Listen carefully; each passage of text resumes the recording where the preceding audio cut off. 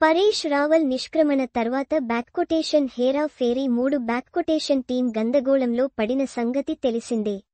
తాజా పరిణామంతో ప్రాజెక్ట్కి డ్యామేజ్ జరిగింది అంటూ అక్షయ్కి చెందిన నిర్మాణ సంస్థ పరేష్ పై 25 కోట్ల మేర దావా వేయడం చర్చనీయాంశమైంది. మరోవైపు ప్రియదర్శన్ ఒక కొత్త నటుడిని వెతికే పనిలో ఉన్నారని కూడా ప్రచారమైంది.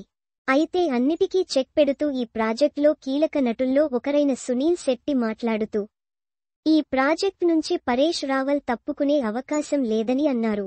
బాబూరావు పాత్ర లేకుండా ఏదీ లేదు. కథాంశం పూర్తిగా బాబూరావు పాత్రపైనే ఆధారపడి ఉంది. ఆ పాత్ర లేకపోతే సినిమా అర్థం కాదని అన్నారు. పరేష్ రావల్ లేకుండా 100% ఈ ప్రాజెక్టు ముందుకు సాగదు. నేను, అక్షయ్ లేకుండా దీనికి 1% అవకాశం ఉంటుంది.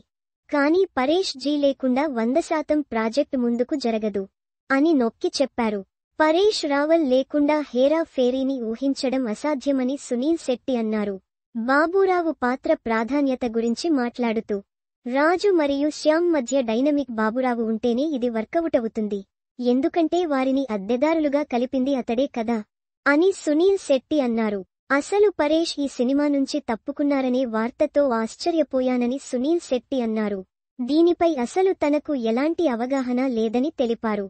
పరేష్ రావల్ అకస్మాత్తుగా నిష్క్రమించడం గురించి నా పిల్లలు ఆతియా, అహన్ చెబితేనే మొదట తెలిసిందని శెట్టి వెల్లడించాడు. పిల్లలిద్దరూ 15 నిమిషాల్లోనే తనకు వార్తలను ఫార్వార్డ్ చేసి బ్యాక్కొటేషన్ పాపా ఇది ఏమిటి? బ్యాక్కొటేషన్ అని ప్రశ్నించారని సునీల్ శెట్టి గుర్తు చేసుకున్నాడు. Welcome to the jungle. వీరంతా సహనటులు.